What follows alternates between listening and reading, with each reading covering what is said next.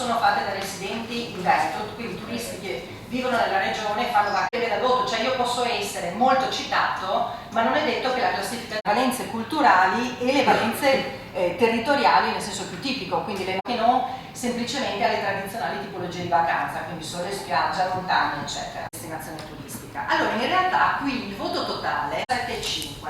Se noi guardiamo invece solo, allora vediamo le destinazioni, qui ovviamente Abano e Montegrotto sono le più...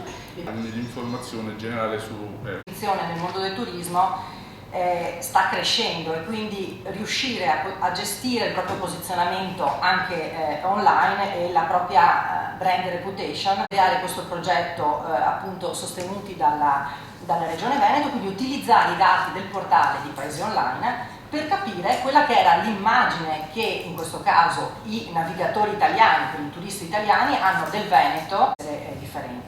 Vediamo alcuni numeri in breve che emergono appunto dai dati che abbiamo utilizzato insieme a Paesi Online.